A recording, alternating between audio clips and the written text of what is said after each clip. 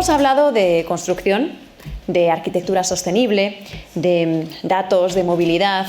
Y hablar de sostenibilidad es también hablar de salud.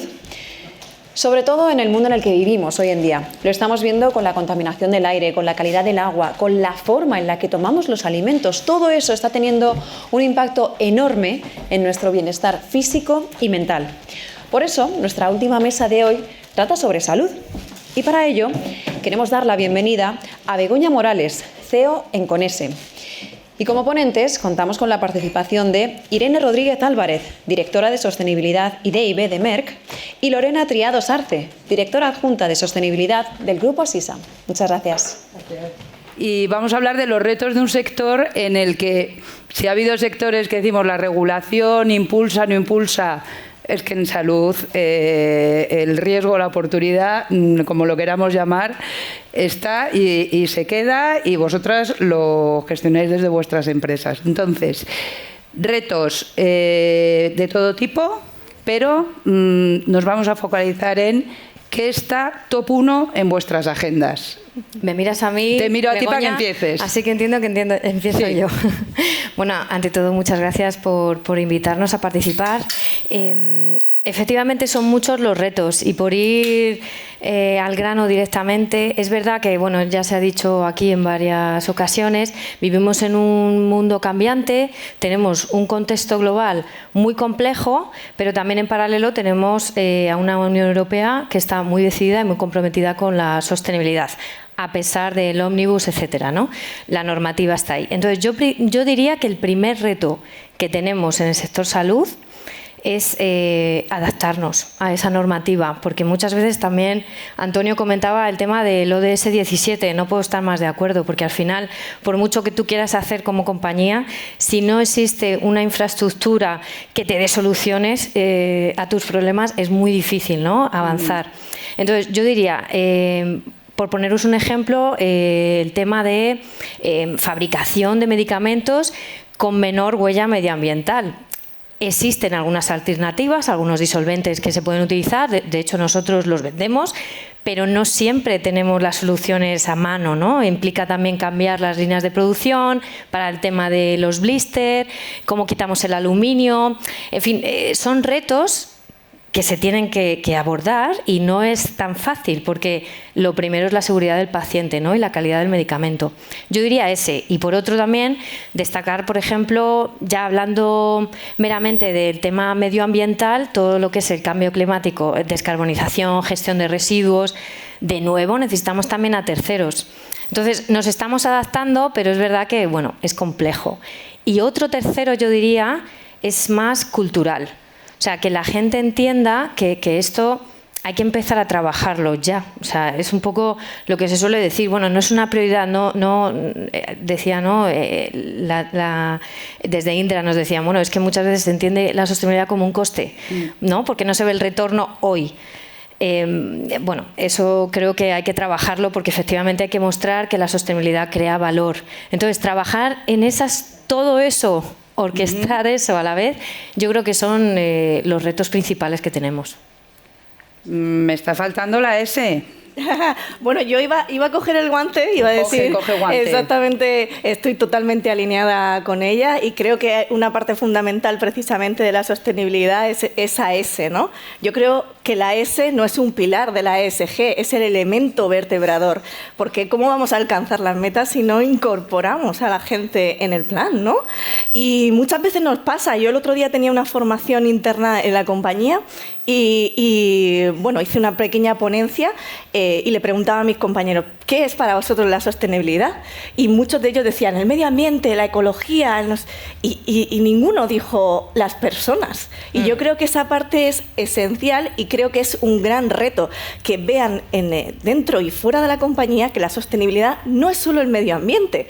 Es verdad que tiene métricas mucho más maduras, quizá consolidadas, y ahí igual nos falta un poquito de poner orden, ¿no? y de que efectivamente lo social también fluya y esté en la primera línea de la agenda. Y yo añadiría otro que lo han mencionado por encima, pero creo que la cadena de valor, la cadena de suministro es muy importante también, y ahí tenemos también mucho trabajo que hacer, porque sabéis que el sector salud es uno de los más contaminantes, y donde tiene más trabajo que hacer es precisamente ahí. Y ahí creo que es esencial las alianzas. Nosotros en el Grupo Asisa, ya que está aquí Cristina, pertenecemos a la Red Española de Pacto Mundial y a otras muchas empresas como Forética, etcétera, y creo que es esencial que nos unamos, que hagamos piña, si lo podemos decir así, y que afrontemos estos retos del sector.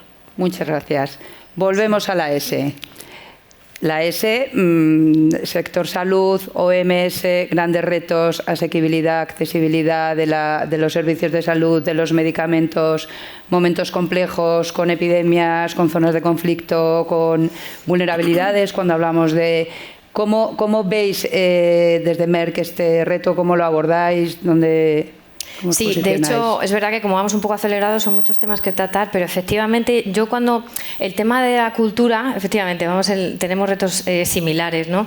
Porque al final la gente lleva, bueno, Merck en concreto tenemos más de 350 años de historia, ¿no? Se nos conoce más por ser una empresa farmacéutica, pero bueno, en realidad somos de ciencia y tecnología, ¿no? Y al final llevan haciendo... Yo no estaba, obviamente, pero llevan haciendo sostenibilidad muchos años, sin saberlo. O sea, es un tema que se ha puesto de moda, ¿no?, por así decirlo, durante los últimos años en el sector privado, pero realmente el impacto, muchos compañeros les tengo que decir lo mismo. No, es que ya estás trabajando en sostenibilidad sin saberlo. O sea, tu trabajo consiste en tener un impacto, en crear valor compartido y, sobre todo, el bien que producimos, que es, en este caso, medicamentos bueno, todo lo que tenga que ver con medical devices, ¿no?, tiene que ver con mejorar la salud y el bienestar de las personas, ¿no? Entonces, ¿cómo trabajamos eso? Es el objetivo número 1 de nuestro plan de sostenibilidad, por ejemplo, es mejorar el acceso a la salud. O sea, tenemos que trabajar entre todos en que todos tengamos acceso a un sistema de salud sostenible, nunca mejor dicho, ¿no? También en cuanto a humanización, también hay que invertir en que los médicos, por ejemplo, tengan una formación adecuada, no solo científica, sino también humana, empática. Al final, el paciente, de verdad, se dice mucho, pero se queda muchas veces en un eslogan bonito. El paciente está en el centro, ya, pero ¿realmente estamos haciendo lo que hay que hacer para que el paciente esté en el centro y se sienta mejor cuando te dan un diagnóstico duro?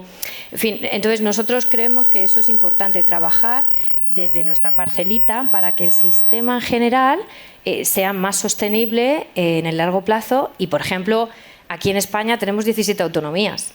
Es injusto que unas personas tengan acceso a unos determinados tratamientos y otros no. Entonces, estamos trabajando mucho en hacer que ese acceso sea más equitativo. Genial. En la misma línea, en el sector salud tenemos también el compromiso de reducir ineficiencias, porque esto, unido a la falta de profesionales, es un gran reto para el sector. Entonces, ahí incorporamos muchos proyectos y muchas herramientas que permiten un acceso ágil y de calidad, sobre todo, a la asistencia sanitaria.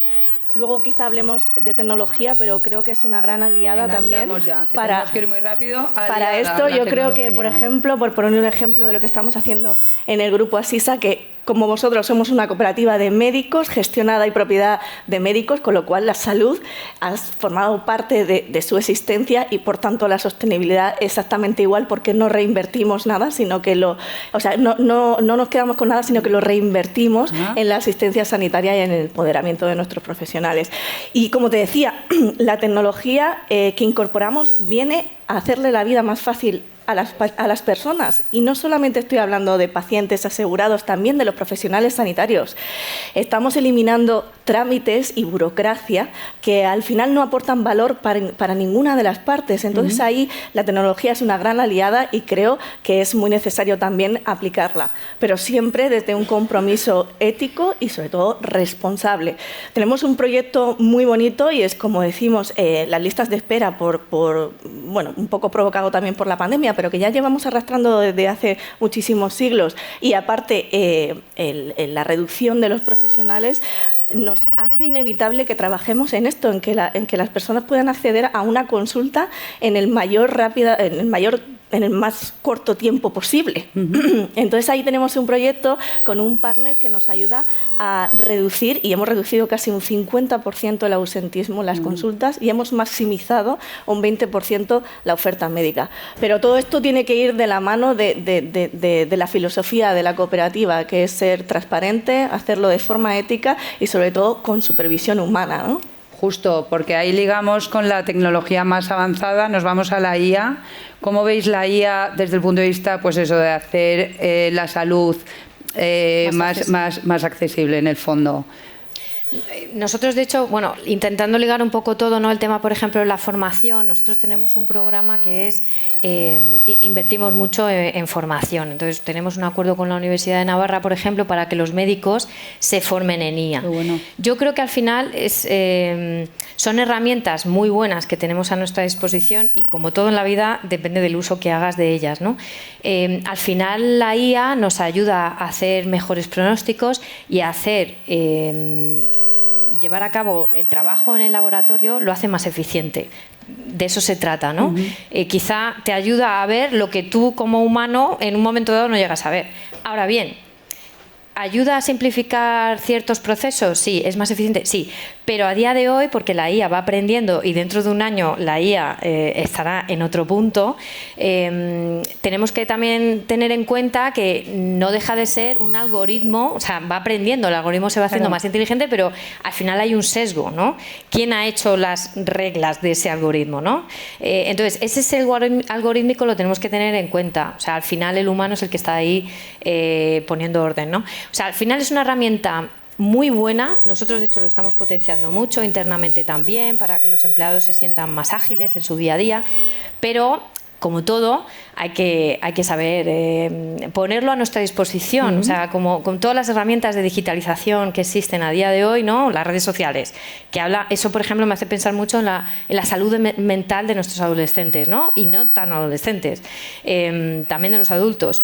¿Cómo impacta toda la digitalización en nuestras vidas? O sea, son cosas que al final es un poco, tendemos a asociar el sector salud a cuidar, simplemente hay que asociarlo más a cómo prevenimos, cómo protegemos, cómo cuidamos a los que cuidan, ¿no? Eso también es importante. O sea, una persona que tiene que estar día y noche con una persona que tiene esclerosis múltiple avanzada, por ejemplo, ¿qué pasa con esa persona? No pensamos en su bienestar. Entonces, nosotros, por ejemplo, tenemos un proyecto para que se llama Escuela de Cuidadores, que a mí me parece maravilloso, que también intentamos... O sea, se trata de pensar un poco la sostenibilidad, lo hablábamos antes Lorena y yo, es un poco tener esa visión más global para cómo respondemos a los retos y cómo somos también más humildes, ver qué está funcionando y qué no, ¿no? Que da gusto escucharos porque realmente estáis usando mucha la tecnología, estáis en una tecnología avanzada, pero habláis todo el rato de humano, humanizado, siempre con una supervisión humana. ¿Eso cómo lo lleváis internamente también en vuestras empresas? Todas estas iniciativas, ¿cómo vinculan con negocio? O sea, me preocupan las personas, me preocupa el paciente, pero luego tenéis un comité de dirección o un consejo que le preocupa el retorno. ¿Medís todo esto? Por supuesto. Vamos, en nuestro caso es cierto que a mí sí, o sea, estoy muy de acuerdo en que muchas veces se habla de sostenibilidad y se piensa en el largo plazo.